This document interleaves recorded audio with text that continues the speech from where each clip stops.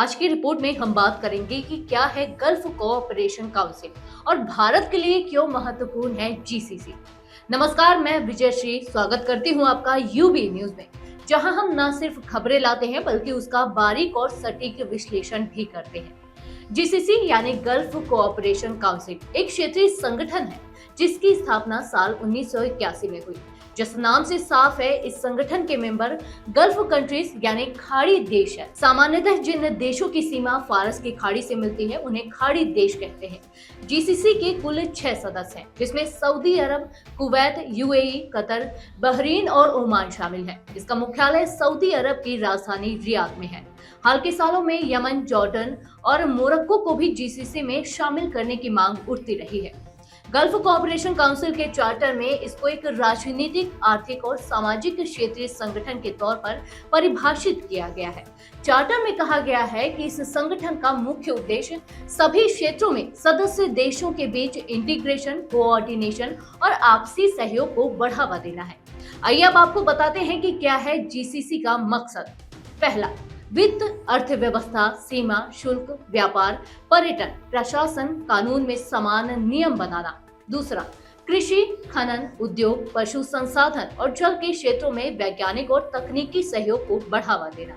तीसरा, एक एकीकृत सेना होनी चाहिए। चौथा, वैज्ञानिक अनुसंधान केंद्र की स्थापना करना। पांचवा, ज्वाइंट वेंचर के जरिए निजी क्षेत्रों में सहयोग को बढ़ावा देना। अब जानते हैं कि कैसे काम करता है जीसीसी। खाड़ी सहयोग परिषद के स्ट्रक्चर पर नजर डालें तो इसके 3 हिस्से हैं। पहला है सुप्रीम काउंसिल, जो इसकी सबसे महत्वपूर्ण विंग है। इसमें सभी सदस्य देशों के हेड ऑफ स्टेट मेंबर हैं। साल में एक बार मिलती है और बहुमत से फैसला लेती है। इसके बाद नंबर आता है मिनिस्ट्रियल काउंसिल का, जिसमें सदस्य देशों के विदेश मंत्री मेंबर हैं। ये प्रत्येक 3 महीने पर मिलते हैं। तीसरे नंबर पर आता है सेक्रेटेरिएट जनरल।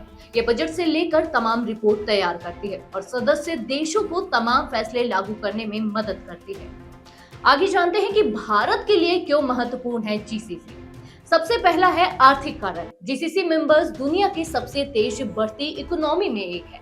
जीसीसी सदस्य देशों की कुल इकोनॉमी 1.683 ट्रिलियन से ज्यादा है।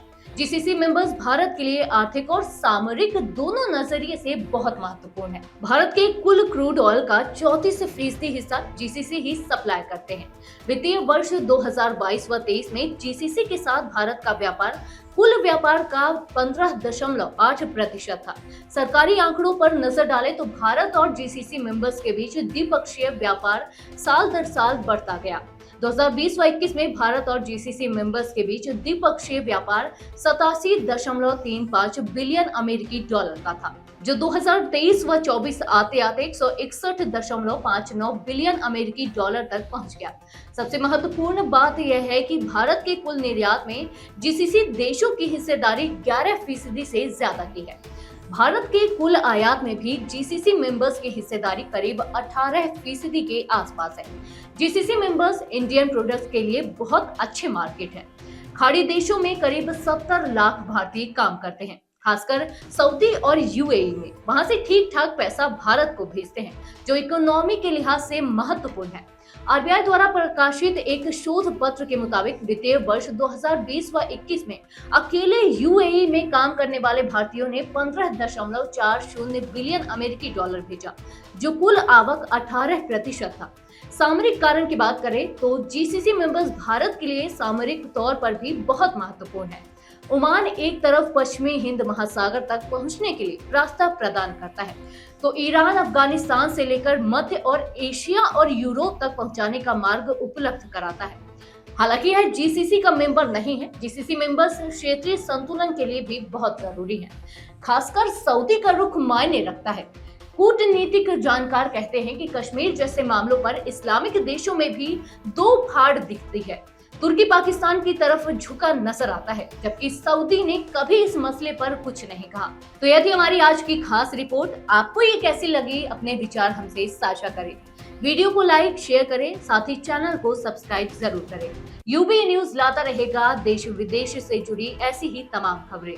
तब तक के लिए धन्यवाद।